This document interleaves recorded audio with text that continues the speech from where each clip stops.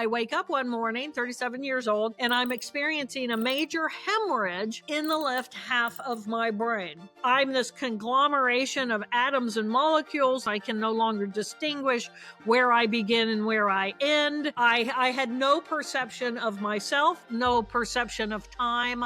It's stunning and it's shocking and it's fascinating. And it's like, oh my God, I'm having a stroke. I got to get help. I got to get help. I'm still going, wow, this is so cool. You know, how many brain scientists get to study their own brain from the inside out? Dr. Jill Bolte Taylor is a Harvard-trained neuroanatomist who watched her own brain shut down during a massive hemorrhagic stroke at just the age of 37. Her TED Talk chronicling that surreal descent into silence and her 8-year recovery was the first to ever go viral, now with over 27.5 million views. It remains one of the most powerful neuroscience stories of our time. Her best-selling memoir, My Stroke of Insight, spent 63 weeks ranked #1 on the New York Times bestsellers list. Her follow-up, Whole Brain Living, takes insights Dr. Taylor learned from her insane experience and packages them into a practical framework, reshaping how we think about emotion, identity, and inner conflict. This is genuinely one of the most extraordinary conversations we've ever had. If you're into brain science with a twist, hit subscribe and find out if your prefrontal cortex is quietly judging your weekend plans. If we all knew that we could choose blissful euphoria in an instant because it's always there, we're wired for it, humanity would be a completely different animal. And wow, that is a stroke of insight.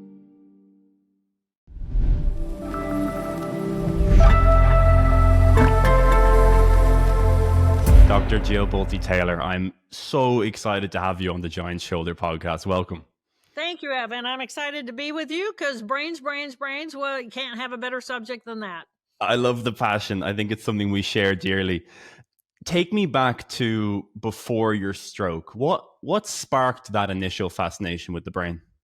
So I have a brother who's 18 months older than I, and as children are, everything we did together. So he was my constant companion. And I just realized at a very early age, I'm talking 4-year-old, 5-year-old, that he was very different from me in the way we experienced and then shared about what we experienced. So I became fascinated as a child about, you know, what am I as a biological creature? What am I? What is this life? What is he? Because he and I are very different. And so, you know, that gave me the ability to differentiate at a very young age differences between people. So that was where it all began. Yeah. And are you any closer in your journey throughout your time learning about the brain of why your brain works so differently to your brother's? Have you made any progress on that large question that sparked it all? About why? You mean as a scientist? Yeah, well, why is it that two people that are genetically so similar can come out so differently? You have a brilliant quote in your TED Talk and a great quote in your book about you being able to connect your dreams to reality, and your brother, you know, when he tries to connect his dreams to reality, it comes out in delusion. You know, talk about that. Yeah, absolutely. So I am a trained neuroscientist, but I'm a neuroanatomist. So I think about the anatomy of the brain, the anatomy of the body, cellular. I'm all about cells. I think cells are the greatest miracle of the universe. And then those cells were taken to the next level of sophistication once a single cell organism got so big that it couldn't get any bigger without exploding. And so it somehow figured out how to multiply itself so that there were two cells that were connected to one another in order to become a multicellular organism. So I am cells. I love cells. They're beautiful. They're just beautiful. That's all I can say. So as I think about the brain, I think about it at a cellular level. When I think about a human, I don't think about, oh, there's a man, there's a woman. I think about, oh, there's a conglomeration of some 50 trillion molecular geniuses. And then from there, I get up to the level of, okay, that's a human, that's a man, that's a woman. So for me, everything is all about the cells. And the primary difference ultimately between my brain and the brain of my brother was that his cells were wired in such a way that they were capable of experiencing hallucination.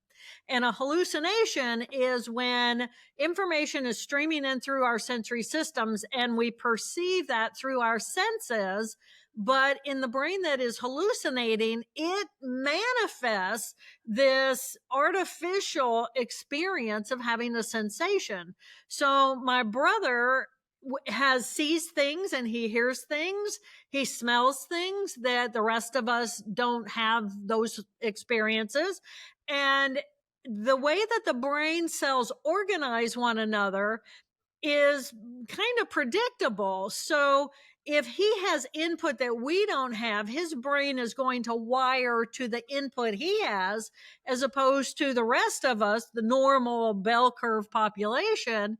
We're going to wire a little bit differently because we're not having that same input.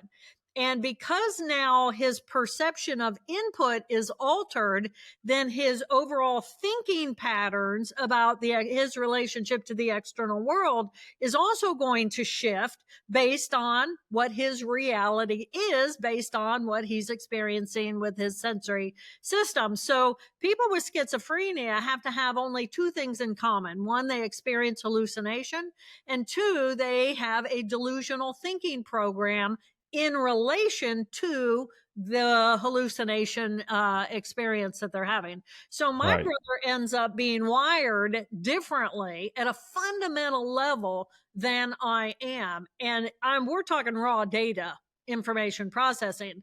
So how could we ever normalize that? That's a big question. I'd be a multi-billionaire if I had the answer to that. But it becomes wiring. Which cells are communicating with which cells, with which chemicals, and in what quantities of those chemicals, and the overall wiring of the cortex. Right. Really well explained. Do you know if there's any overlap between the etiology of schizophrenia and stroke risk? Or is there any overlap of occurrence there? No. So, no, they're not, because stroke is well, first of all, we don't know what schizophrenia is. Okay. We're Right. still there. We don't know if it's a developmental neurological. We don't know. We just don't know. And we don't know when it actually, it begins. We know that at a genetic level, people have to have what we say is a predisposition for it, but anybody in the family, all children, would end up with this disposition toward it. So why might you have one sibling who comes out preferentially neurotypical versus with a major neurological illness like schizophrenia? So because we don't know what the problem is, what we do know is that we are wired differently. And seriously, if you look at normal development, even inside of the womb, we're in there for a very long time. We begin with one cell, we multiply and we multiply and we multiply literally at a rate of 250,000 cells per second. I mean, this is running on automatic, right? As fast as the fetal body can multiply, it is. But okay, so I'm making liver cells and I'm making a heart cells, and I've got a heart now that's going to now function and flow, and the liver, isn't really going to kick in until I'm eating my own kind of food. I'm living in this aquatic environment. Everything changes at birth. And at birth, then we're slammed into a whole new level of development, because now we're post instead of, in that divine womb environment. So at any point along the way, let's say mom gets a flu when I'm at 2 months gestation, and all of a sudden she's not creating enough folic acid for my fetal body to do whatever folic acid would have my body do. Well, after my mom gets better, it's not like the system goes back and says, oh, Jill's little fetal growth missed this piece of development. No, it just keeps going, right? So all these are going to be little infarcts, if you will, little impacts that are going to influence the overall development of the nervous system. A stroke, my particular stroke that I had was a congenital malformation in the blood vessels, and which resulted in a hemorrhage. But most stroke, which is the ischemic or blood clot stroke, that's going to happen later in life and dependent on all kinds of cardiovascular system issues. The body has to be able to create a clot and throw that clot. People do experience clot, though, ischemic stroke from in the womb to at the time of birth, in their teenage years, So we think of stroke as this thing that happens to people over 50, but it's not. Half of the strokes happen before the age of 50. And I think that's really important for people to note. But I didn't know that. congenitally, no, they're, the point here is that the nervous system is in a constant state of change. It's a living organism made up of literally trillions of little cells. And their health and well-being is completely dependent on how we care for them. What are we feeding them? How much exercise are we getting? What other kinds of substances might we be using, like cigarettes or different kinds of drugs, alcohol, that's going to have a profound impact on the environment that they live in. So the brain is this magnificent collection of cells. And I'm one of those people who I am so excited about having a healthy brain. I'm going to do everything I can do to create a healthy environment for them, because as I age, I want to still have a healthy brain. Absolutely. Absolutely. And maybe we'll touch on a few of those points for how the listeners can really maximize the health of their brain. But take me to December 10th, 1996, where you had a large inflection point in your life. Really paint the picture of what happened that morning. Sure. So I was 37 years old. I had grown up to be a neuroanatomist because of my relationship with my brother. I was fascinated with how does our brain create our perception of reality. That was my big question of the driving force in my life and the work I was doing. I was at Harvard Medical School teaching and performing research in the Department of Psychiatry. I had been in the Department of Neuroscience for a couple of years, and then I transferred to psychiatry because I wanted to understand schizophrenia, really, and what at an anatomical level, what is the difference between my brother and my brother's brain and my brain. So I'm doing my thing, teaching and performing research. And then I wake up one morning, 37 years old, and I'm experiencing a major hemorrhage in the left half of my brain. And in the beginning, of course, I'm a neuroanatomist. I'm a PhD. I'm a scientist. I'm a researcher. I'm not a neurologist. So I don't have a lot of experience with people having stroke. Of course, I have studied stroke. I have studied the symptoms of stroke, etc. But it's not my thing. I'm not a neurologist. I'm a neuroanatomist. So I wake up, I'm experiencing this major pain behind my left eye.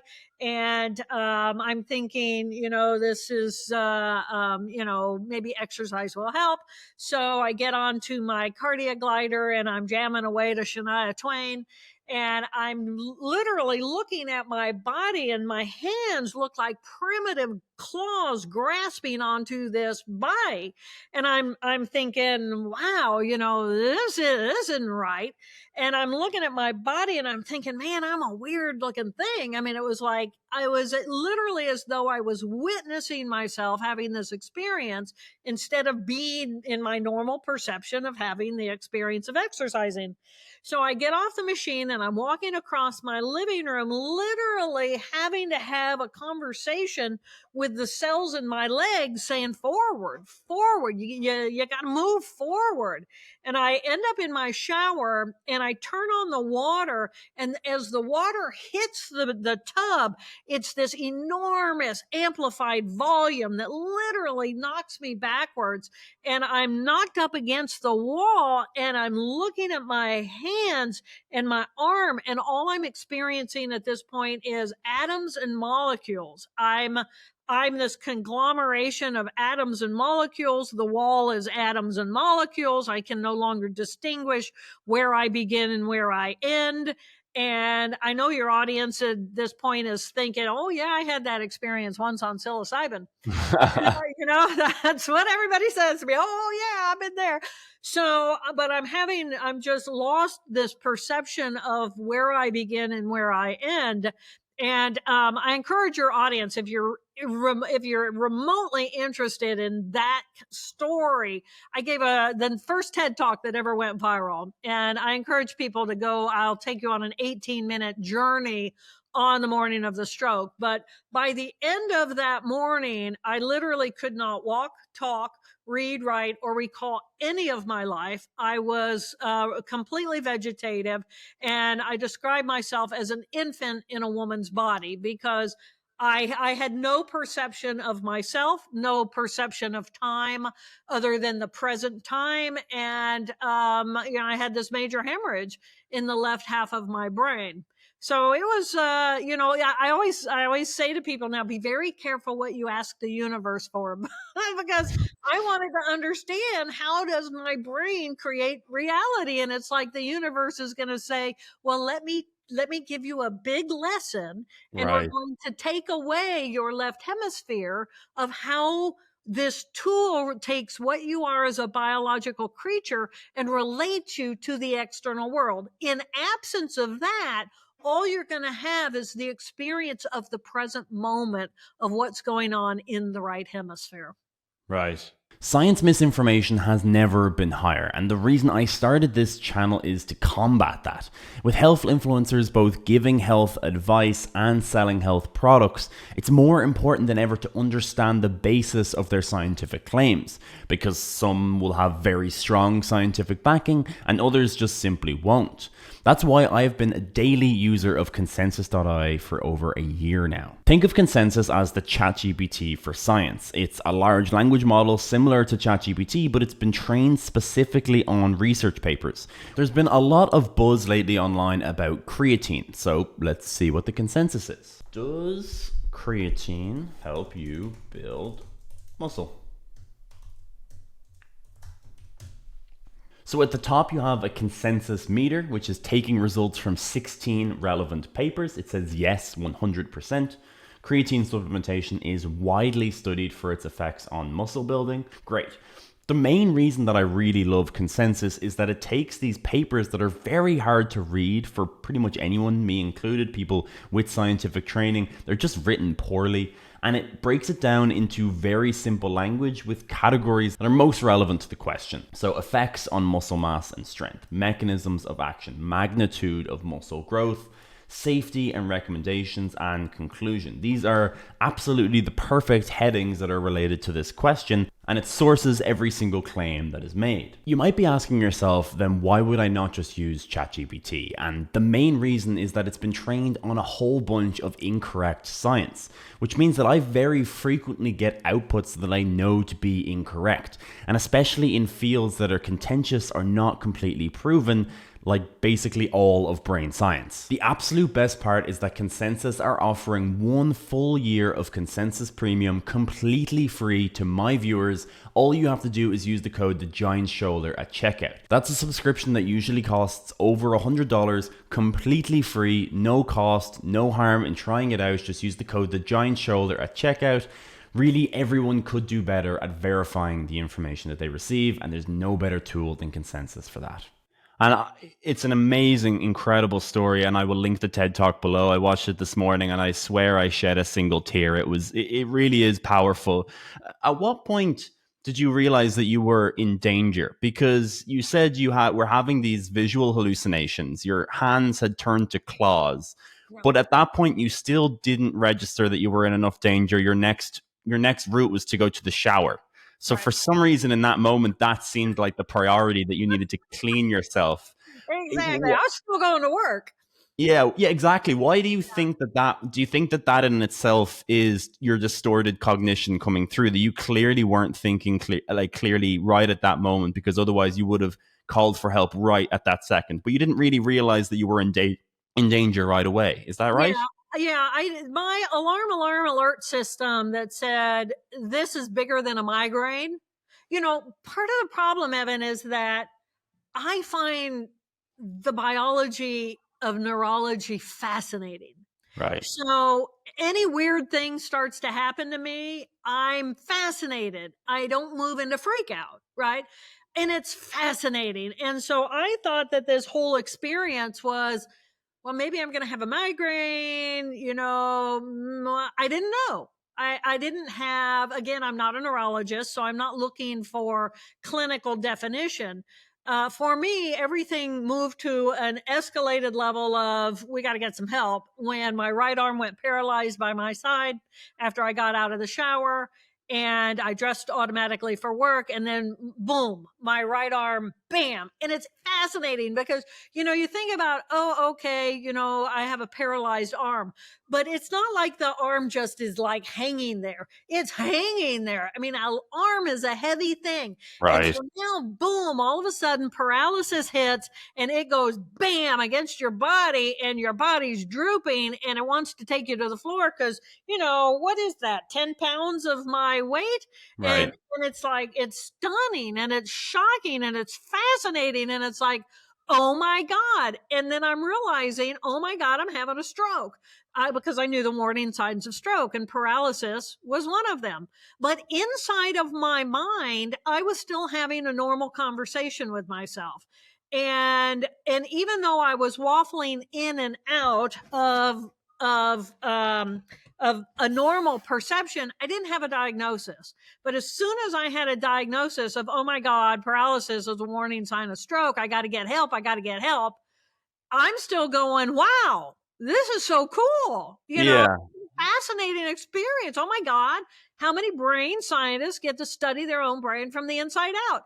And with that level of fascination, that drove me forward. But at the same time, the hemorrhage that was happening in my left hemisphere was right on the juncture between my thinking and my feeling modules of cells. So they were both being wiped out.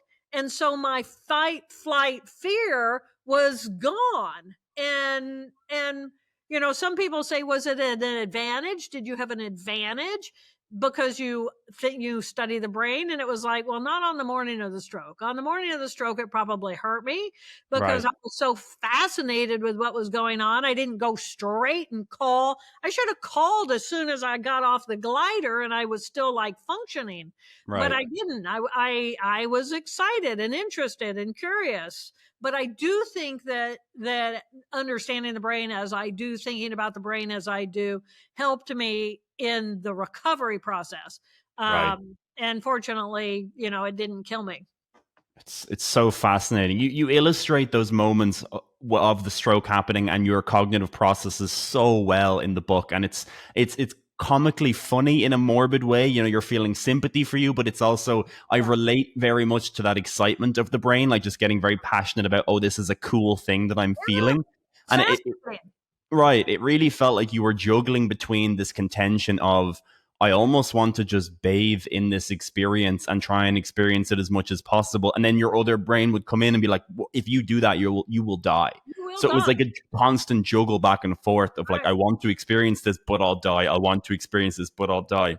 Right. And when I was not in the consciousness of the left brain, which was the tool I needed to interact with the external world in order to rescue myself, all I had was the present moment. And the thing about the present moment is it is blissful euphoria.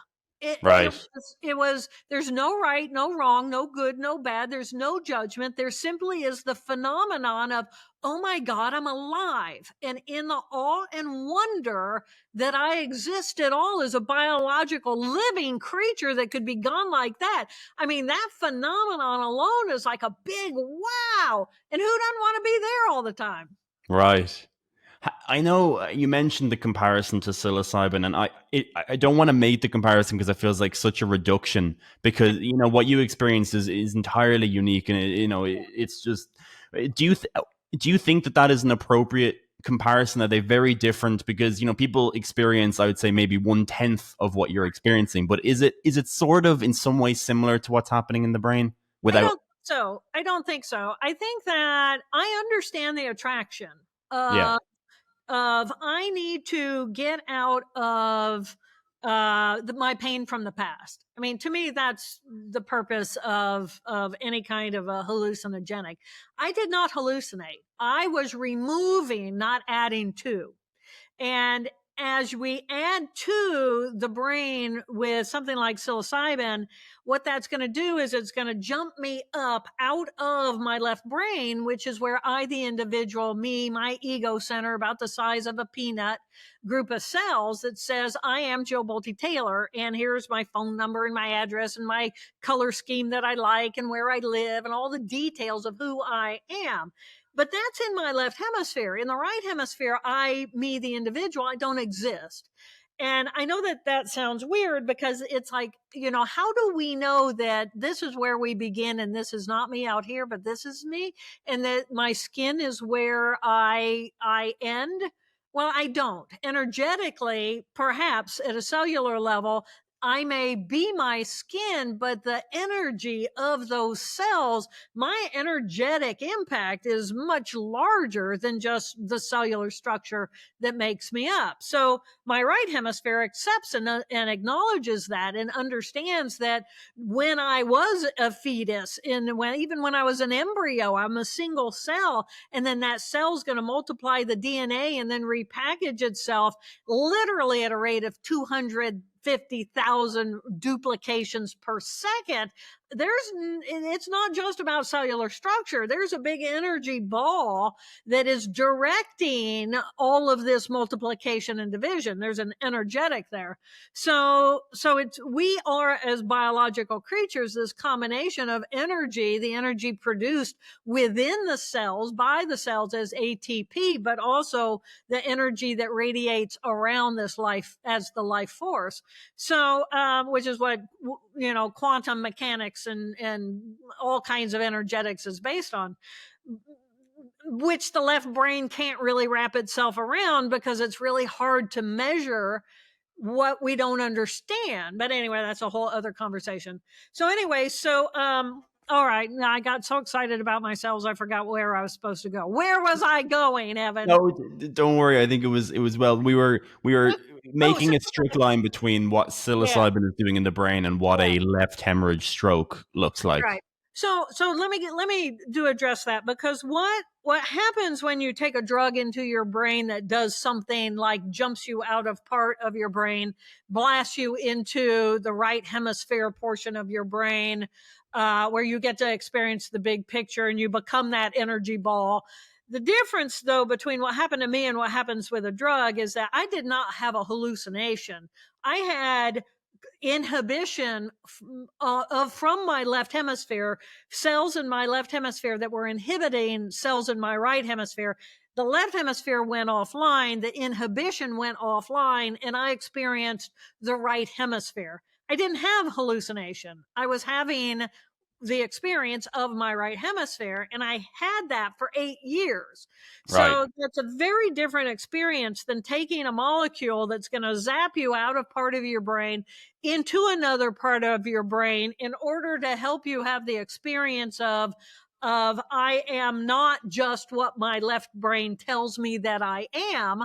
So, and I'm not in the time perhaps of my trauma, which might have been 20 years ago, and helps me realize I'm this biological thing and I can go back into my left hemisphere, if I'm lucky, back to normal, and recognize I can have a different relationship with my pain from the past because now I've had a different level of awareness. My concern, and I will say I'm not an advocate for the psychedelic journey and what's going on, because the brain's natural response to taking psychedelics and ketamine and these other drugs, is neurogenesis and neuroplasticity. So neurogenesis is the brain's creating new cells. It does that in relation to trauma. And neuroplasticity gets triggered primarily in response to trauma. So what we are doing is we are purposely taking a drug that is going to create trauma at a cellular level. The brain's response will be neurogenesis and neuroplasticity. And I don't think that's a good thing, personally. I think we really need to, it's like the pendulum swung. I'm dancing. I'm fighting this light. Sorry about that. No worries. I am. So the pendulum has swung from, oh, drugs are terrible, you should never do them, they're a really bad thing, to, oh, drugs are fine, let's all do them. And I think we really need to find a middle ground, because there are literally hundreds of people who are taking these drugs and turning on their hallucination circuitry. Aren't I an interesting light here? Turning on their hallucination circuitry, and then it's not turning off automatically. And so these people are now officially being diagnosed with schizophrenia, and we have a fascinating new population of people who are being diagnosed with schizophrenia, including my neighbor.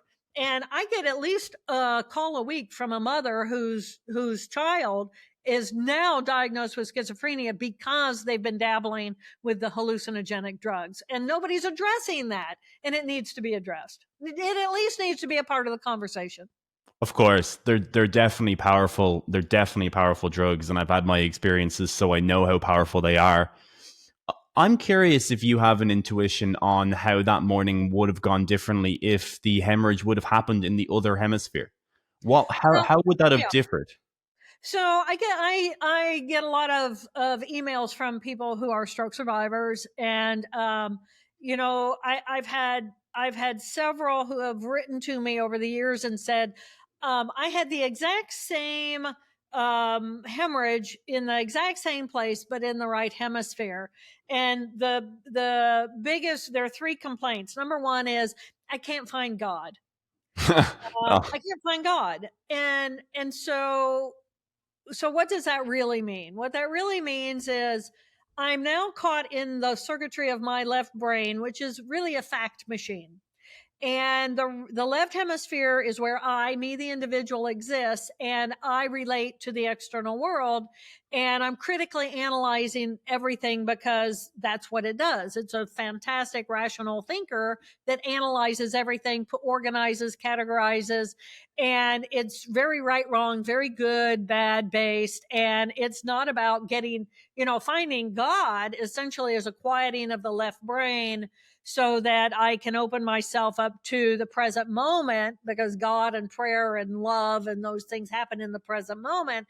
And if I can't get out of the past or my fear of the future, and I'm caught in that, and I can't come to the present moment, which is where I feel open and expansive and loving and connected to something that is greater than I. So the biggest complaint is, I can't find God. The second complaint is, I feel really crabby and irritable, and I'm not a very good patient, and I'm driving my caregivers insane.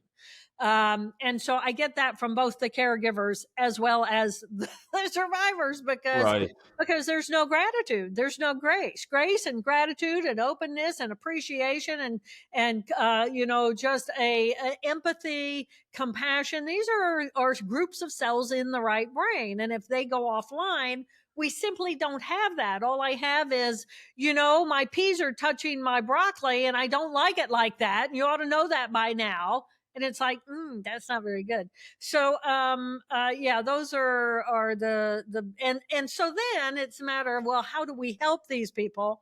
And how I help them is, first of all, I always love the anatomy. I want to see pictures. I want to know where's the problem.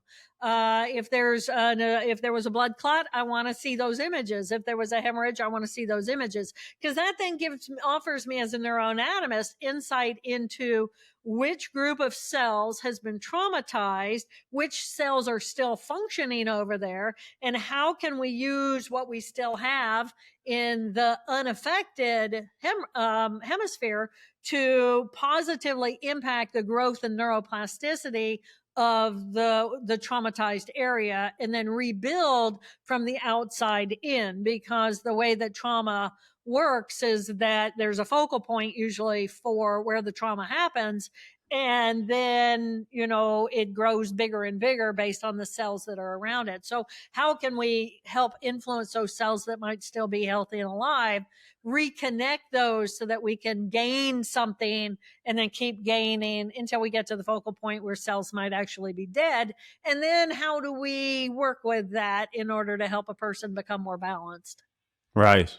I find it so marvelous that with the insane complexity of the brain, there's still some consistency and reliability in the specific circuit locations within the brain. So you can look at a brain scan. Of course, the brain is fairly well organized from an anatomical point of view. I mean, it's very consistent, but even on a circuit level, there's some consistency in how in the circuits. You described Oh, yeah. during your stroke, you started losing concepts like numbers, like you were trying to dial numbers. And again, there's kind of a tragically humorous but sad, kind of few pages of the book. And I hope you're not offended by like the way you write it. I think is intended to be humorous in some way, because you're trying to keep these chain of thoughts in your mind, and you're thinking like, oh, holding the fish, here's the number.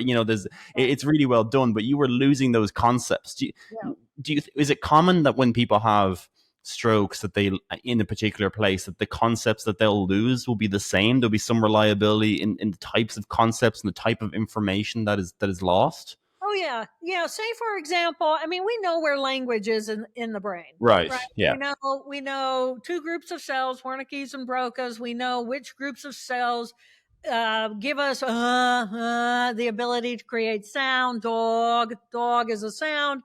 And then we know which group of cells place meaning on it. And so we know that. We know which cells we use in order to wiggle my index finger on my right side. We know that. We're pretty well mapped out. Right. And when we look at line up 100 brains, we dissect away the cellular layers. We're looking just at white matter then, in how those cells are connected. Comparably, the major tracks, these are called tracks, are the same between your brain and mine. Now, Wow. we are going to have individual differences within small groups of cells, though. Say, for example, my hearing, I have always been terrible at hearing the difference between a r and a r, right? Or where is that r, where you roll in your r, right? I don't hear it. I just simply do not differentiate Yeah. the difference. Now, my oldest brother, he speaks fluent Russian and Polish, and he's a Slavic language guy. And he's built his career on blending that with his chosen profession. And he can hear that. And Yeah. so what's the difference between his brain and my brain?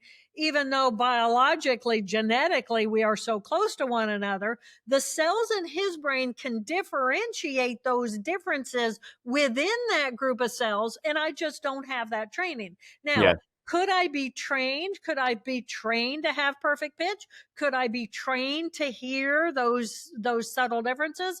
Probably, if I was remotely interested and wanted to spend my time doing that.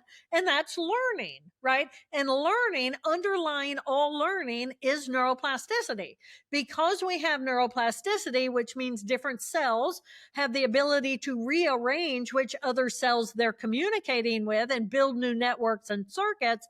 That's how we learn. And that is completely dependent on neuroplasticity. So, the brain is this phenomenon phenomenal tool. And I just wish that we existed at a time in society where we all recognized how precious it is what we have inside of our head, and that it became really exciting and fun to protect it and learn it and grow it, instead of just like act like, it's a brain, who cares, give me 3 shots of vodka. I couldn't agree more. I couldn't agree more. And it shouldn't take a major medical or health crisis to help people realize that. And I feel like that's too common today, that they take everything for granted until it's taken away from them. And you can tell that when people have gratitude towards something, it's oftentimes because they lost it at some point, or they had a major event and gave them that light bulb moment. And then they describe it as a blessing, because Right. it gave them a completely different level of awareness, of wonder, of what we are and what this life is and how precious it is. And then boom, it's gone. Do you think of what you went through as a blessing? Oh, 1,000%. If you Really? if you said to me, Jill, let's say you could rewind to the day before the stroke, and you could continue on the trajectory you were on, or you wake up and you have this experience, what would you pick? I'd say, oh, 1,000%, give me the stroke. Wow. And Wow. this is coming from someone who was rising up the ladder at Harvard Medical School as a professional in my field, both as an advocate for the mentally ill, so I was an advocate at a national level, as well as science that was rock star, amazingly beautiful science. Now, because from this experience, what I gained was a personal experience of all that book knowledge I had sucked into my brain, and to really feel what it is, the differences are. I bring no science, no new science to the conversation. What I bring is helping people understand what it means when someone reads all that stuff in a neurology book, but bring it to life and what it feels like inside of the body. So I bring a personal understanding marriage between the book knowledge and the experience of it, and what that really means. So all I do is deepen the conversation of what's going on in the left hemisphere. Beautiful, beautiful. What's going on in the right hemisphere? Magnificent experience of being human, and blending them to sit together and just helping people have a better understanding at that level. So for me, well, yeah, I'll be a bridge. Wow, that's amazing. I think a lot of people wouldn't have expected that answer, especially because you had a long 8-year recovery, which we'll get to now. Yeah. What was the first thing you remembered when you woke up in hospital? I didn't remember anything because I didn't have memory. The left hemisphere was gone. All I knew was familiarity. What was familiar? What felt? And I remember I felt like a ton of lead in the bed. I had no idea where I began and ended, so I had no idea where are my arms, where are my legs, what position am I in, am I comfortable? I have no idea. I'm just this, I feel like a ton of lead.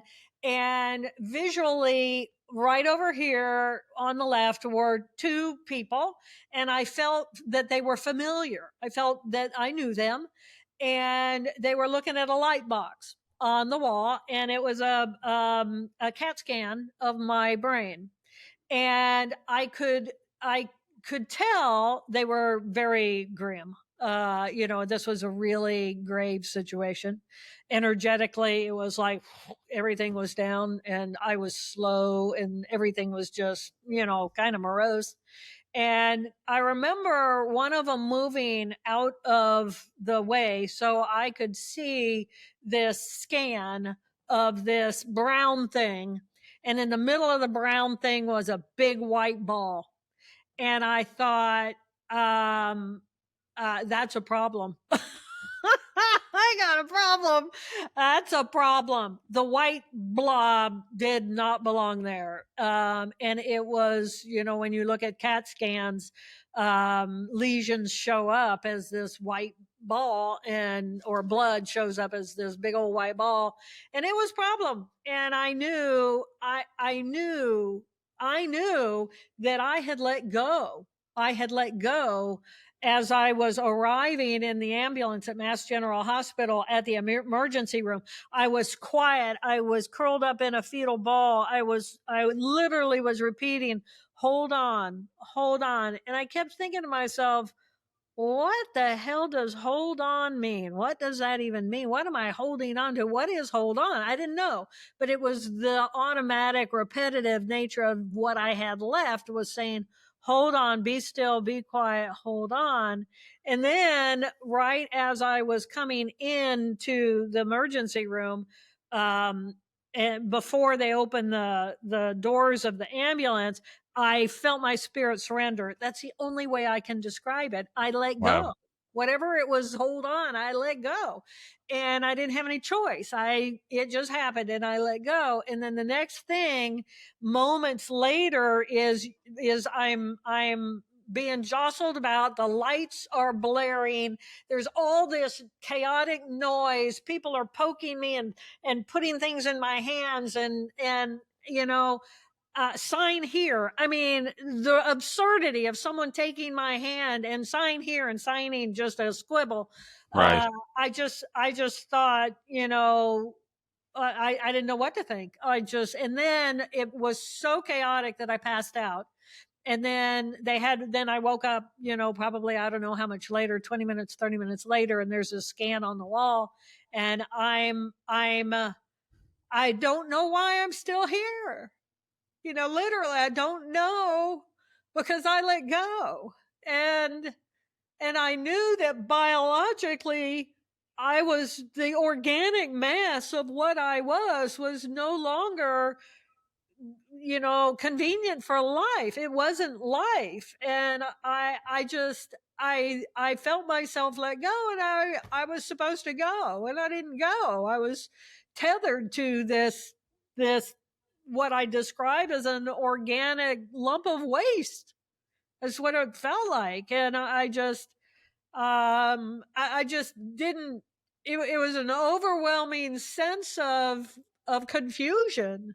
It would have been one thing to die, but I didn't die. I was as detached as I could possibly be without death to the machine. And I just didn't know what to do with that. Wow. Yeah. How long do you think that feeling lasted that you wanted to have not opened your eyes? It couldn't have been more than,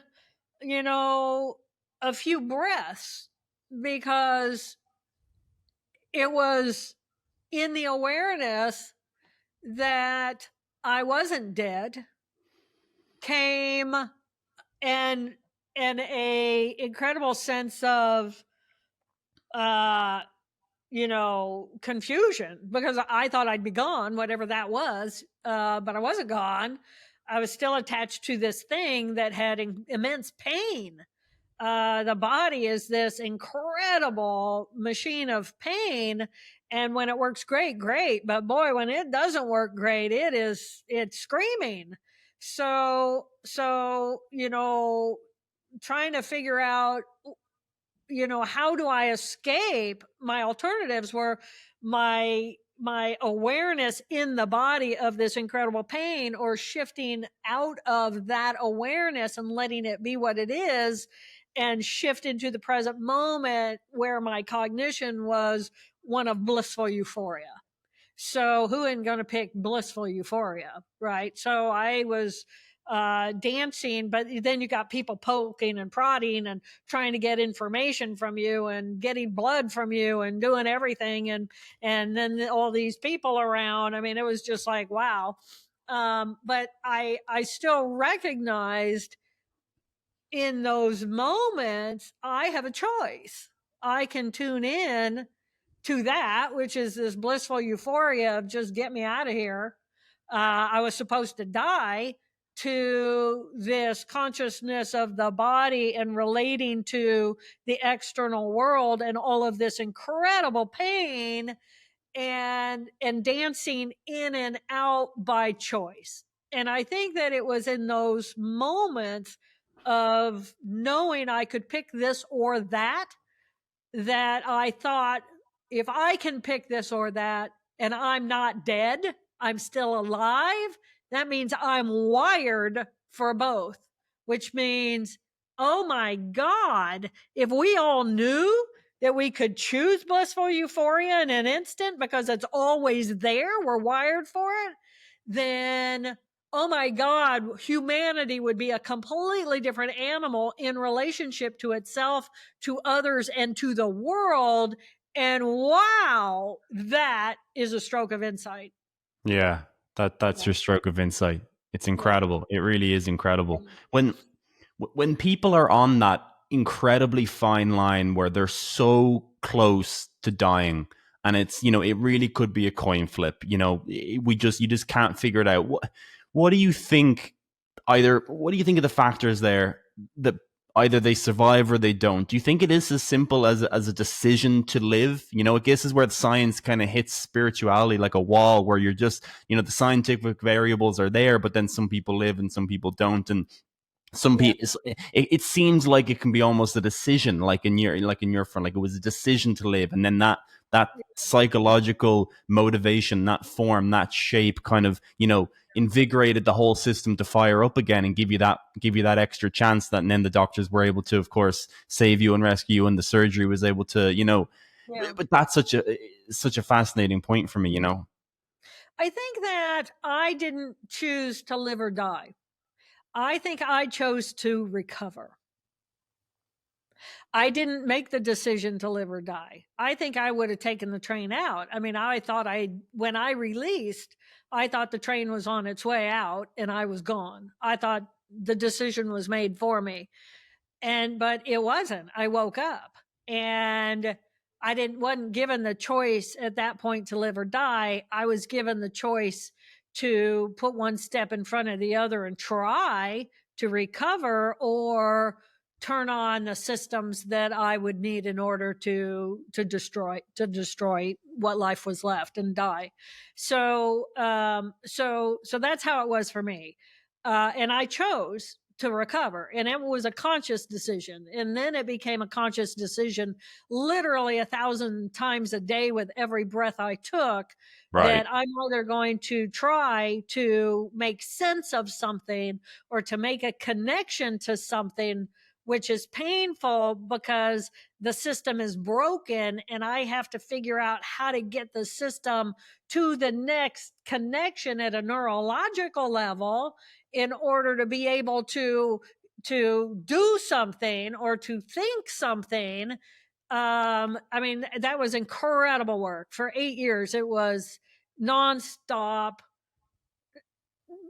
incredible work on the parts of my neurons to rebuild my brain. But for your question about those who live or die, every stroke or every trauma to the brain is going to be different. And mine was cortical. My trauma was in the cortex of my brain. If my trauma had been deeper at my brainstem or in my pontine region, where it's inspiration, the ability to tell that Right. diaphragmatic muscle to contract, it goes down, its air gets sucked out of the environment into the lungs. If my trauma had been at that level, I'd have died. If there so I think based on the anatomy of the brain, is going to have a tremendous impact on, of course, the life or death piece of that. But I easily could have said, no, I'm done here, I'm gone. Right. And I had no near-death experience that is typical of near-death experiences that we hear about. I saw no light. I saw no people I loved who had passed before me. I had none of that. I had the lights were on, then the lights were off. Hold on, I let go, I released, and then later I was in and out, and then I was in, and I was in. So I don't know. Maybe there's something weird and interesting happened that I don't remember, but I don't remember any of that. And I just, yeah, that's best I can do for you. Where where do you think you found that motivation to rewire? I think you're giving your neurons a lot of credit and not you a lot of credit in the way that you phrase it, in terms of how much effort and difficulty it must have taken to slowly build back those circuits one by one. Yeah, Incredibly effortful process. yeah. What were you driving towards, or what was your motivation? Do you have an idea of what you had in your head? Yeah, my total motivation was that initial moment when I realized I can choose blissful euphoria and I'm still alive. That was my motivator, because I thought if everybody knew they could choose blissful euphoria, they would choose blissful euphoria more often. And we would be a completely different animal in relationship to ourselves and to one another and to the planet. I mean, that's where I went. I went to the biggest picture that could possibly be. Human, our left brain is so skewed for never enough, always more, and critical judgment. And we are so skewed into that circuitry of our brain. Well, what if it knew that the right hemisphere, it's always turned on, it's always right there. Peaceful euphoria is always a choice in any moment. And I'm talking any moment. It's there. But what I have to be willing to do is to quiet the circuitry that is caught up in all the other stuff that is so much louder, weighing in on top of what's going on in the right hemisphere, which is silent. It's silent, blissful euphoria in the silence. So for me, it was like, I knew what I had lost because I only lost half of it. Say, for example, language. Language, all these skill sets are evenly divided between the two hemispheres, except pretty much for the motor cortex, but even the motor. But the right hemisphere controls the left half of the body. The left hemisphere controls the right half of the body. So I was left hemisphere problem. The right hemisphere was paralyzed, but I still had the other hemisphere. So half my body was still functioning. For language, I couldn't understand language. I could not understand words, and I could not create. I had no oomph in order to make dog, dog. Yeah, I could make no sound. I had no oomph. I couldn't make any sound. But what I could do with language is I could picture someone's face and know that that person was a safe place, or they were feeling irritable. I could read all the body language. I could read facial language. But because that's what those cells for language provide. So all of the cells in the left hemisphere, okay, they're swimming in a pool of blood, they're non-functioning, but I still had the right hemisphere, and the right hemisphere is the big picture of everything. So I lost all the details. I lost specific words. I lost the alphabet. I lost numbers. I lost abstract thinking. I lost orientation of my body in space and how to identify where I begin and where I end. But I still had all these magnificent tools of the right hemisphere.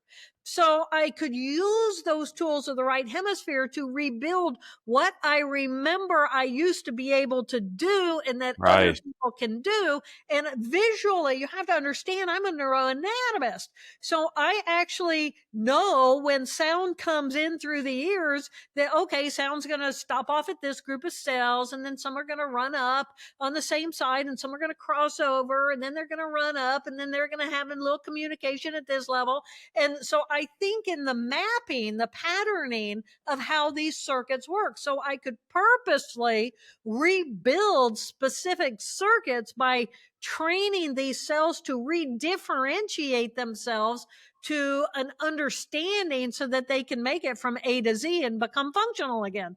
So it was, it was based on my patterned understanding of how we're wired in order to get certain circuits to work again. I could hear you. You could come in and you could say, Jill, Jill, Jill, and I would hear Jill, Jill, Jill, and I'd be looking at you and I'd be thinking about your volume and I'd be thinking about what the hell is a Jill? I don't know what a Jill is, because Jill is a concept that is at Z. Well, I had to rebuild from A to Z in order to be able to have interpretation of information. So yeah, I mean, it's a big drama. That's really well described, in that part of your brain was perfectly intact, so you were an expert in some things and then a complete infant in others, and then you're kind of just drawing. It's like you're connecting the dots, but Right. a lot of dots, and there's a lot of space between them. They're disparate dots and very faded. A lot of dots. Yeah. But Have you? but that's the thing about the external world in medicine, is they're going to come in and they're going to say, squeeze my hand. This is the worst thing you can ever say to anybody, I think. Squeeze my hand. Well, what the hell's a hand and what the hell's a squeeze? And squeeze my hand, blah, blah, blah. And, a lot of people, if you would enunciate a little more clearly and get in my face and speak more slowly and don't get loud. I'm not deaf. That's only going to make me think you're an idiot and push away because now you're scary, right? Right. So we don't know. We are not trained as a society in how to interact with people who don't have these abilities and who have these deficits. And if my choice is you being an ignorant person who's yelling at me, squeeze my hand, and I don't know what a squeeze is or a hand is, what am I going to do? I'm going to pick the present moment of blissful euphoria, because you're not it. Right. Why wouldn't I go be with this feeling of peaceful blissfulness instead of try? And so how many people on this planet are zoned out in that part of their brain because we don't know how to communicate with them? Right. I'm so curious, have you got your brain scanned since then? Like, what does your left hemisphere connectivity look like now? Because there's such a disconnect between, you're talking this person that had to relearn everything. I talk in face to face with you now, and you're remarkably articulate. In your TED talk, it's incredible how articulate you are. But it's almost hard to believe that you went through the experiences that you did, because you're so perfectly well together in your speech and articulation and everything. So, have you looked at your wiring in that left hemisphere now? Is it any different? Do you know before? Like, have you looked at that at all? I haven't. Well, actually, I have looked at, of course, I have the images of my brain when I had the stroke. And when you look at those images, there's a big wound in the left hemisphere. The wound where the blood is originally about the size of a fist. And then it got dried up to about the size of a golf ball. And then the surgeons went in and they removed the blood clot the size of the golf ball. Well, the thing about brain cells, as I'm sure you know, is blood is toxic and poison to neurons, to brain cells. And that's why we have the blood-brain barrier. So we have this natural layer of other cells, the glial cells, different kinds of cells, to be a barrier to go to the blood system and say, hey, these group of cells over here, they need some calcium, they need some potassium, they need some chloride, they need some this, they need some that. And it's like a shopper. And then they go and they pull that out of the bloodstream, and then they pass that through themselves to the neurons. So the neurons are insulated. And when you have a hemorrhage, though, the blood seeps between all those cells into the neurons, and then the neurons do one of two things. They either die because now they've been poisoned and they can no longer function, or they essentially drop off their dendritic connections with all these other cells, and they curl up into little balls and they just go dormant.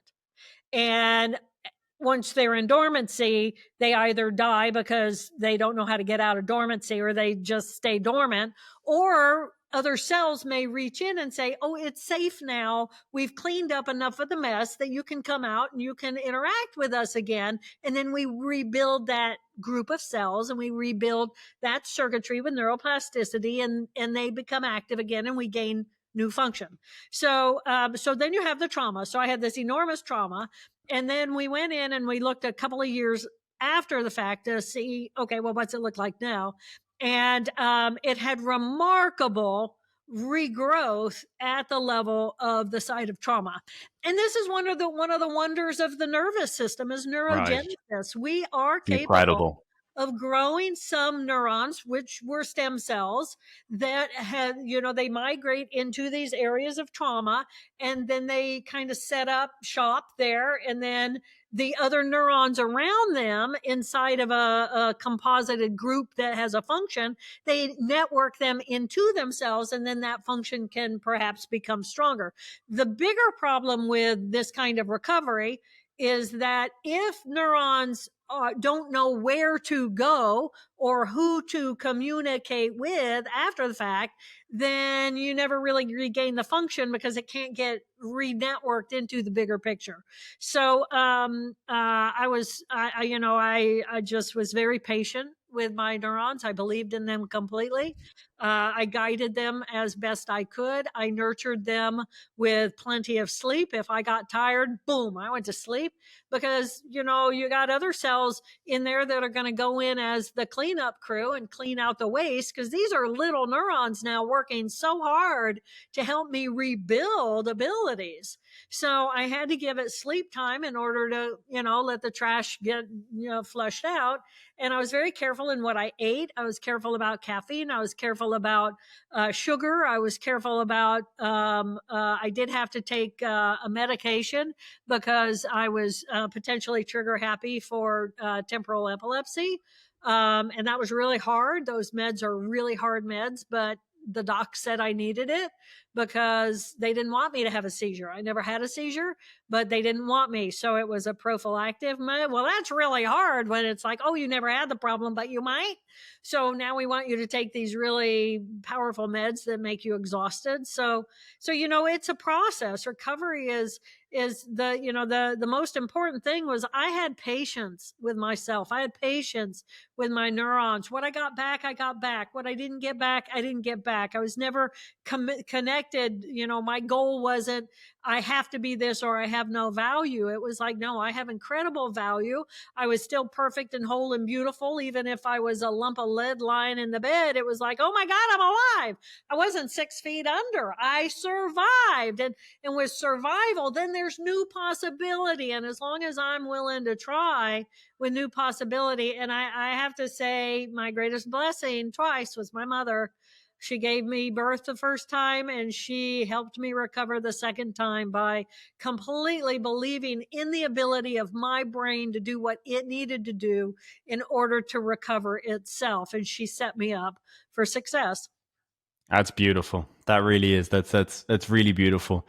Do you think you got that patience in your recovery from the intact faculty of the brain is remarkable? You never lost that idea that the brain is remarkable. So you knew it was a matter of patience. It was a function of patience and a lot of effort and a lot of effort. But you knew that. And no guarantee. Yes. No What do you know? guarantee. What percentage of people that have a similar severity of stroke to you? What percentage of them go on to fully recover? Virtually nobody. Wow, Virtually nobody. Yeah. that Yeah. says something. That's what makes this story so extraordinary is that, and I get it. I mean, so many people have said, oh, it couldn't have been a big stroke because look at her now. And it's like, well, I have brain scans, so look at her now. And I think my biggest disappointment, I have to be honest, is that, um, over the course of this experience, if I had been interested in rehabilitation or recovery or neurological stroke, neurological trauma, neurological anything, I would have come to me and interviewed me and said, I want to talk to you once a year and I want to know what you're doing and how you're doing it and what you did in order to get to where you are so we can learn. And it's not been like that. And unfortunately, I know the difference. Now, I have been invited, I will say, to neurological institutions, neurosurgical institutions, nursing, speech and hearing, PT, OT, all of these primary medical groups. But it's one thing to really have something that studies what I've done, other than what I know what I've done, in order to really help the impact. Instead, now it's been interesting because I'd say the biggest interest in me has not been in how did I recover, but what did I learn about consciousness? Right. Because I'm definitely, I've been drawn into the conversations about mindfulness, meditation, the overall organization of the brain, from a consciousness perspective. Right. But where I really want to make my impact is in mental health, Yes. because I think that that's what I gained, was an awareness of, our stress circuitries, our left brain circuits. And we are skewed to the left as a generally public domain, and public mental health is based on and measured by what's going on in that left hemisphere. And that is our stress circuitry. So how do we step out of that in an instant into our peace of heart and mind, come into the present moment? And I think that that's what I bring uniquely to the conversation about the brain, based on the experience and the expertise that I've had. 100%. I mean, not many people, you said barely any people recover fully. So, not many people can speak with your level of authority, especially, of course, having the neuroanatomy as well.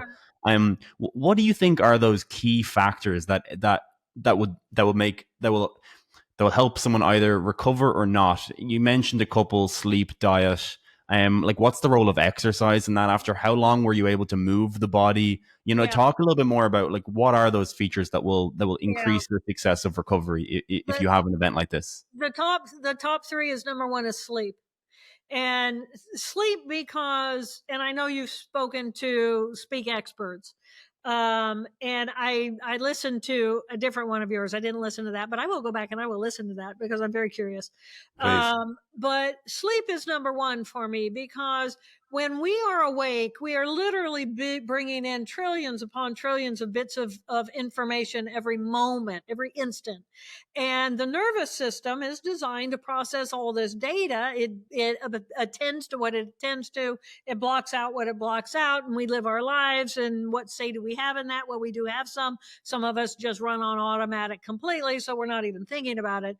But when we go to sleep, it shuts down all that external world information, so that it's kind of like, okay, now let's take the data. It's like going to school. I go to the lecture, I hear it all, and then I go away, and then I think about it, and then I integrate it with everything else that I've known. And that, to me, is what sleep time does. You have to balance the awake time with the sleep time, because you want to balance the input time to the organization and integration of the information. Right. So sleep was huge for me. And in our society over here in the States, we may wake people up in a nursing home, put them on an amphetamine, stick a TV in front of their faces. Oh my God, could you imagine? I could not Yeah. imagine. I would rather be dead than do Yeah. that.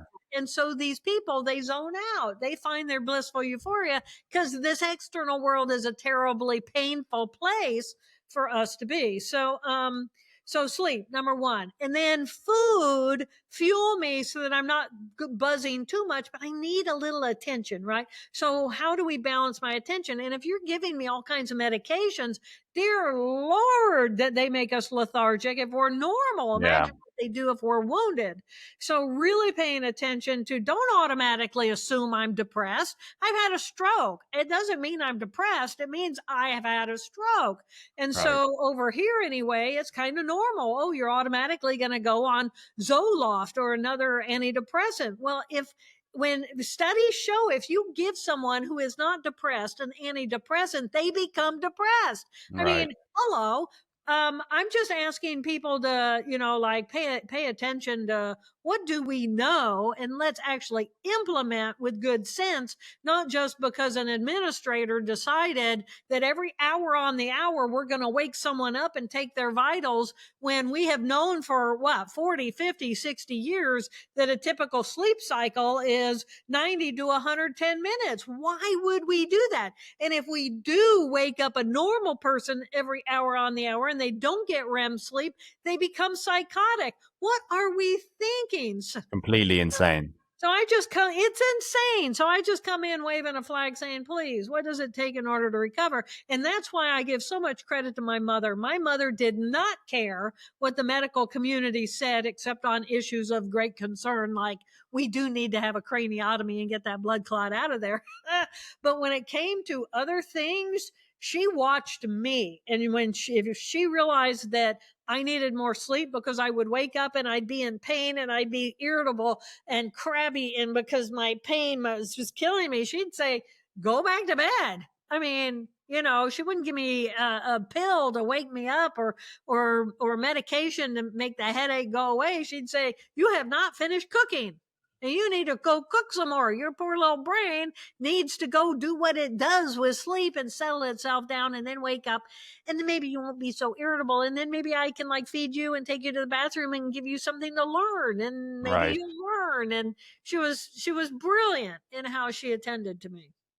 It's awful when you hear a healthcare system trying to cover its own ass. I think that's kind of what, oh, maybe, put her on antidepressants, put her on maybe the anti-epileptics were more important right away. But, I completely get this idea of them just covering boxes rather than really thinking holistically, because they're probably looking at your case and saying there's kind of an unrealistic chance that she fully recovers anyway. But so let's just make sure our asses are Yeah, covered, right? I mean, that's probably the top priority. It's yeah. maybe being a bit cynical, but I think it's probably quite true as well. I easily, if it had not been for my mother, I easily could have been moved into a nursing home, and I would still be in that nursing home, or I would have passed away a long time ago. Right. So this is what I learned. Let me share with you what I learned because of this experience through the eyes of a neuroanatomist. I learned that the right hemisphere is a right here, right now machine. That's all it has. It doesn't have me, the individual. That's a group of cells over in my left hemisphere. It doesn't have a group of cells in my left hemisphere that defines the boundaries of where I begin and end.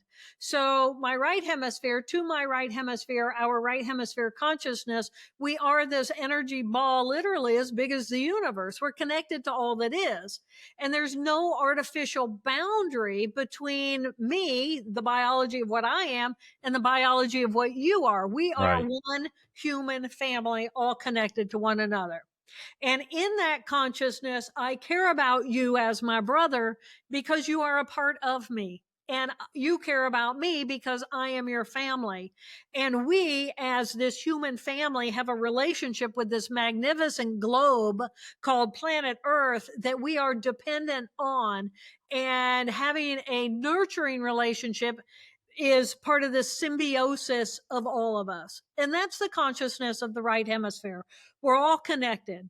At the same time, then the left hemisphere comes in and it says, it says, yeah, but I'm an individual. Yeah, there's a tiny little group of cells that says I am an individual. And another tiny little group of cells that says, well, this is where I begin and this is where I end. So I'm separate from you. And then it has these groups of cells that create sound and then create meaning on sound and language. And then we communicate with language, which is really a very abstract concept. And then it also has numbers, and it says, okay, this squiggle looks like this, and we're going to call it a one, and we're going to say a one, a one, a one. It's everything. A one is everything.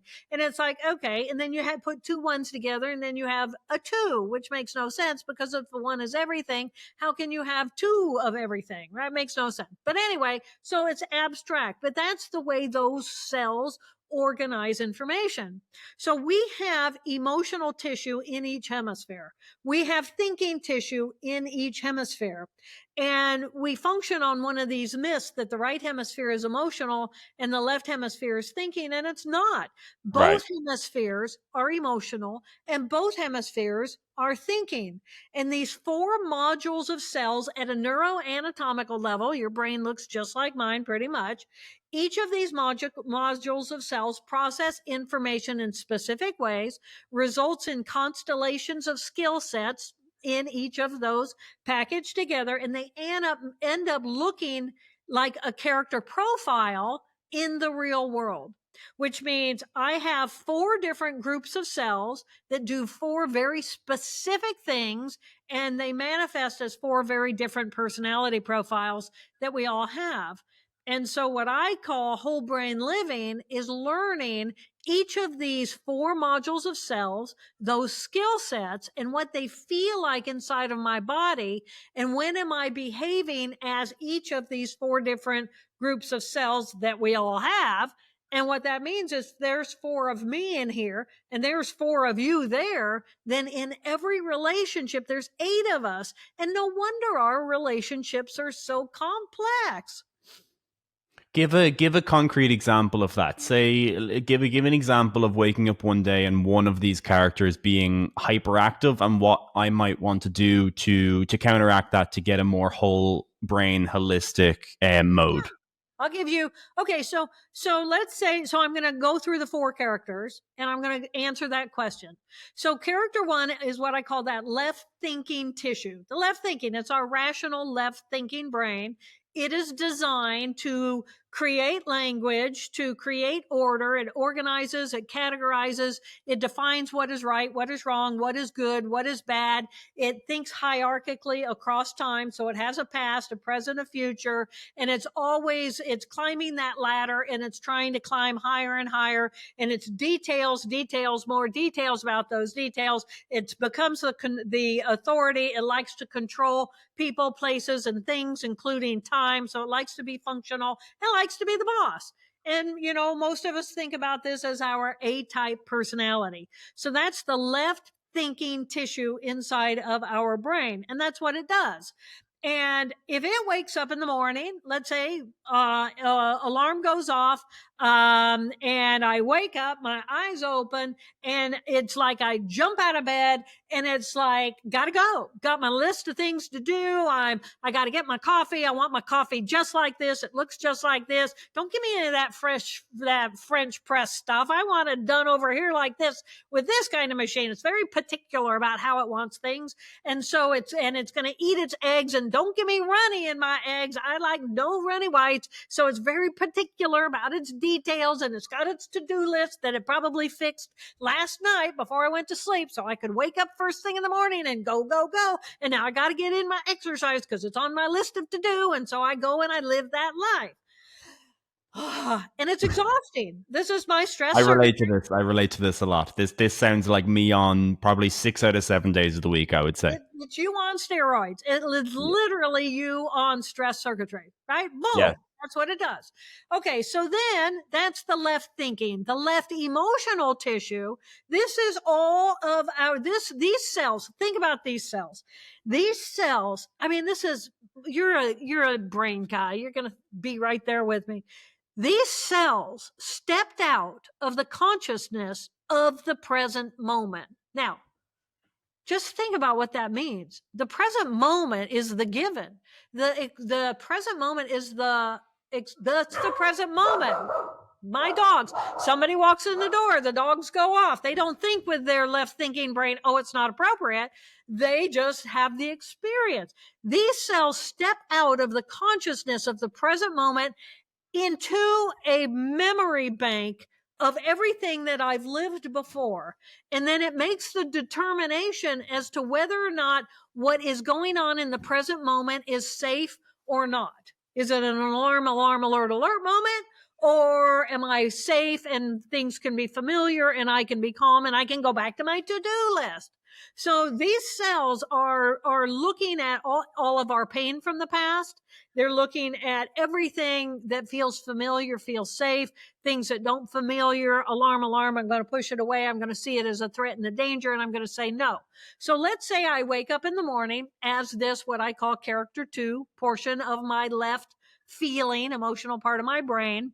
And I roll over and I've got, the dog As much as I love having a dog in my bed, the dog has its paw pushing on my side, and I'm cramped up because it's like, damn dog, it's like, and it's got its little prickly nails, and it's just like pushing on me. And it's like, I wasn't ready to wake up. I wasn't completely cooked. You woke me up before the damn alarm. I'm not very happy. And now I am not very happy about a lot of things from that moment on, right? Right. So I get up and I'm crabby and I scream at my spouse and I scream at my kids, get out of bed, we're running late.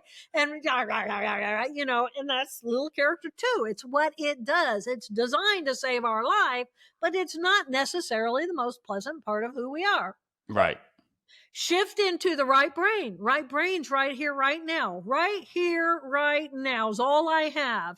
And the emotional tissue of the right brain is experiential. So now it wakes up in the morning and it's laying in bed and it's got this little fuzzy dog with its little leg. And I think to myself, oh, little leg right there pushing on me. And I pet the little fuzzy creature and it sticks its little head in my hand and I'm petting it, and I'm wondering, okay, this is, what day is it anyway? Well, the right hemisphere doesn't know what day it is. It doesn't keep track of that details. It's over there in the left hemisphere and it's just in the present moment having the experience. And it's like, oh, I got the fan blowing. So, oh, it's cool air out there, but oh, I'm snuggled in deep underneath all my blankets and it feels so good. And I feel snuggly and then my bladder starts talking to me and it says, oh, bladder capacity. Oh, I got to get up and pee. Oh, okay, having the experience.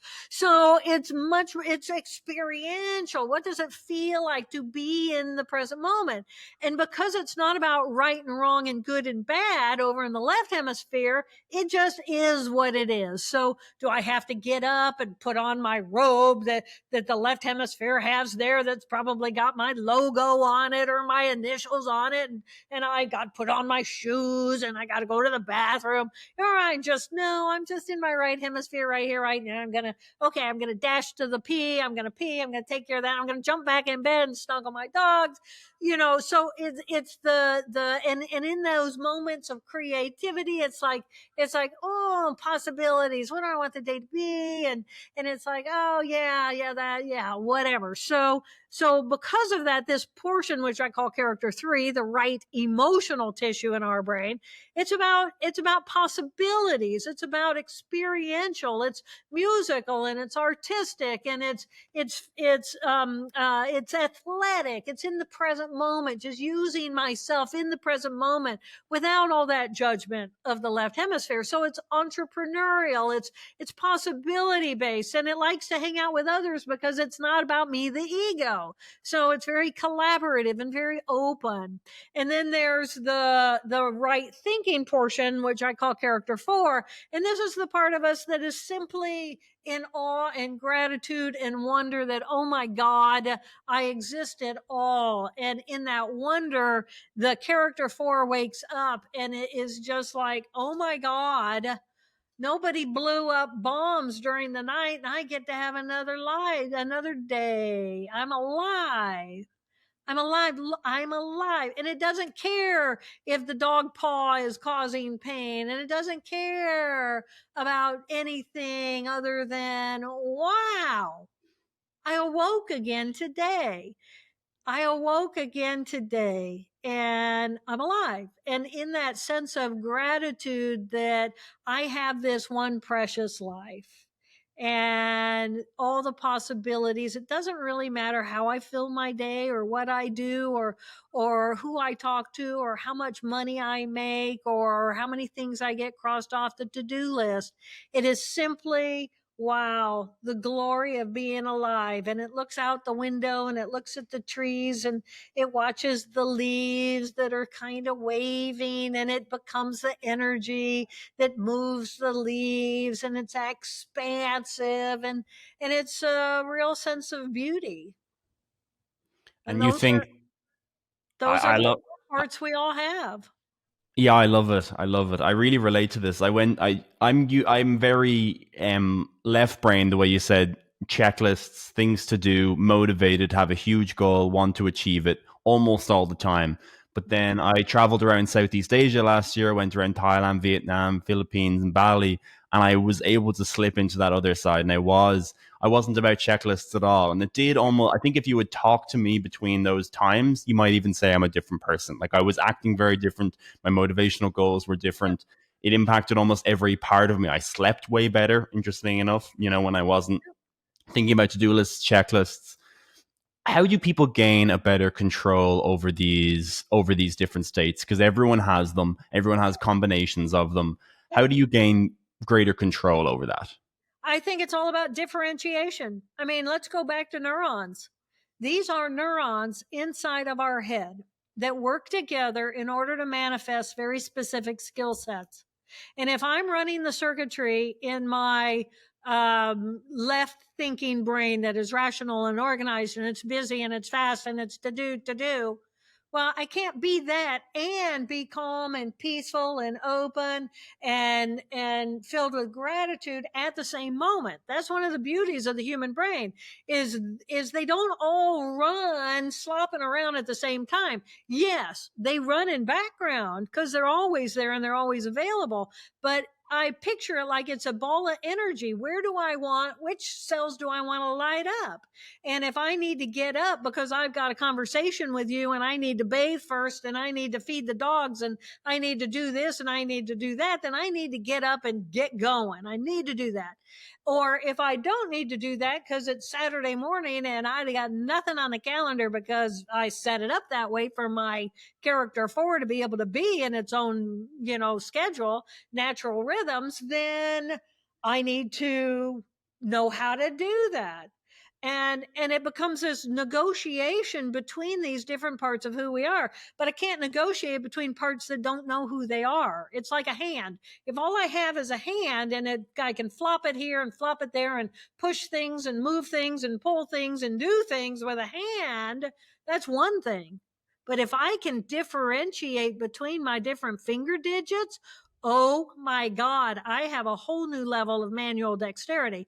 And what whole brain living does in getting to know these 4 different parts of who you are, then you know what they feel like inside of your body. How do you set them up for success? How do you create negotiation between these different pieces of who you are so you have no interpersonal conflict because you know who in there is in conflict and you actually let them talk it out and negotiate. And that way, then you just get to live a life by choice. We have so much more power over what's going on inside of our heads than we've ever been taught.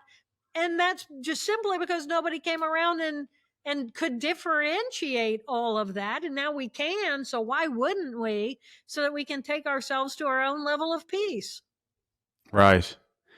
Is there evidence that doing this, you talk about in the book about the brain huddle, which I think is the differentiation that you're really talking about now, that's self-reflection. Is there good evidence that when you go through this process and you improve at it and you get better at it, that what you are doing is increasing that connectivity between the hemispheres? Really, you think you could see that activity over time in those regions of the brain communicating with each other more and creating sort of more of a holistic system rather than, localized circuits that are driving behavior?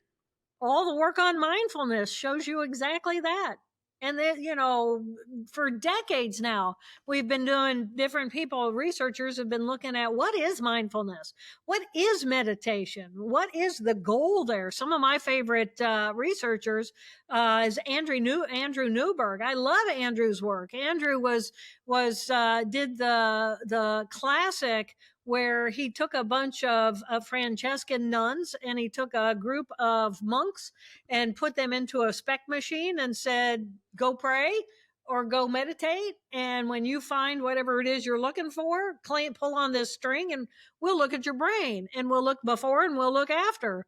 And what they found in both of those situations was that the left hemisphere, and they thought that they would find God. They were actually looking for God. Where's God in the brain, right? And what they found instead was a quieting of the left hemisphere, allowing the right hemisphere without inhibition to have the experience of the big picture open to a higher level of a different level of consciousness. So yeah, is it specifically, have I run anything like that? No, it's not my thing. I'm because I practice what I preach. And I live a very balanced life. And right now, my left brain is very busy bringing courses into the world under different scenarios of of populations that I'm working with on training people whole brain living. If you can learn very easily what are these four different parts of your brain. It's anatomy. I don't bring anything new to the conversation. All I bring is you can actually isolate each of these four characters. It's relatively easy.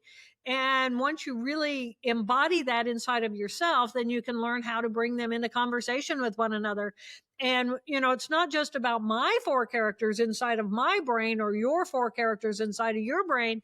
I can teach the four characters to any middle schooler and then say, okay, who's the character one in Harry Potter? And everyone is going to scream out Hermione. Right. It's very Hermione's true. right there. Who's character 4? They're going to scream out. Who's character 2? They're Yeah. going to scream out. These four characters are everywhere in our society. I can say to a group of people, okay, here's a song. Which character is singing, I did it my way? Well, it's a character 1. It's all about me, right? I did it my way. I can say to a group of people who have learned about the four characters, okay, who wrote this song?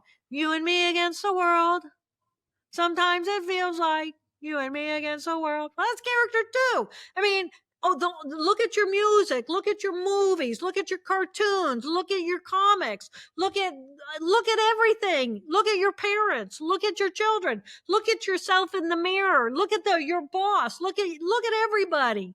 You will see these four characters. Now, most people are not evenly balanced on their four characters, and very few of them are actually bringing them into communication. And I might find a character 1, go workaholic, and say, tell me about your character 3. And they say, I don't have a character 3. And I say, okay, if you had a character 3, what might your character 3 like to do? Well, I don't have any character 3, and I don't even like the question because character 3 is a waste of time. It's a waste of time. And it's like, okay, well, if my character 1 is saying my character 3, which is a quarter of what I am, is a waste of time and has no value, well, how did I get to that? And well, maybe I got to that because my dad thought my character 3 was a waste of time. And my dad thought me wanting to do sports, or me wanting to do music, or me wanting to do art, or me wanting to play with my friends, or me wanting to just go play out in the woods was a waste of time. So because of my dad, I allowed my character 3 to essentially go to sleep. Well, the fact of the matter is it's probably still in there. You probably still got all those brain cells and you can probably still use them. And, some people say, I'm not creative at all. I have no creativity. Well, that's because the perfectionist in me and my character 2 says, if it's not perfect, it's not good. And if it's not good, I'm not worthy. And if I'm not worthy, then I have no value. And if I have no value, I shouldn't be alive. And it's like, we are so complex in how we are as thinking machines. And it's like, no, we each have 2 emotional modules of cells, 1 in each hemisphere. We have 2 amygdala, 1 in each hemisphere. We have 2 hippocampi, 1 in each hemisphere. We have 2 cingulate gyri, 1 in each hemisphere. Those are the primary systems, parts of the limbic emotional system. In the right hemisphere, it's experiential. In the left hemisphere, it's serious, deep emotion. We each have thinking tissue in each hemisphere, and they each result in very specific skill sets and personalities. So don't be afraid of who you are. Be open to the possibility. And I, to me, it's a true sense of freedom to be able to know I have the power to choose moment by moment who and how I want to be in any instant. I couldn't agree more. I I love how passionate and evocative you get when you're talking about science. It's something that I really relate to. And again, I'll link all of the resources down below that we've talked about, like your TED Talk, your books. They're amazing. I think you're such an incredible scientific communicator. You were thanking me for the podcast that I do, and I had to throw it back as you laid the path. You set the place for us to go and follow, and I think you're a massive inspiration in both your story and how you continue to communicate science. And this conversation has been so much fun. It really has. I enjoyed it so much. I learned so much. I think everyone listening will have learned so much as well. And I couldn't be more grateful for sitting down. I had so much fun. Thank you so much, Bolte Taylor. Thank you so And much. Evan, I want to say to you and your audience, because you have a very special audience that actually finds the brain exciting. I picked the brain because I knew I'd never be bored. I knew I'd never be Yeah, bored because that's it's so exactly exciting. It's so exactly it. interesting. So thank you for especially bringing this material to people your age. I mean, we are this magnificent masterpiece, and you get that. So thank you for including me, and thank you for the work you're doing. It's been such a pleasure. It's been absolutely such a pleasure. I'd love to have you on again, Jill Bolte Taylor. Thank you so much. What an absolutely insane story. I really hope you enjoyed it as much as I did talking to Dr. Jill Bolte Taylor.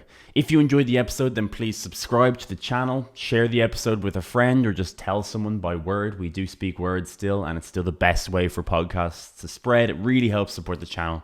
Check out other episodes down here. Thank you so much.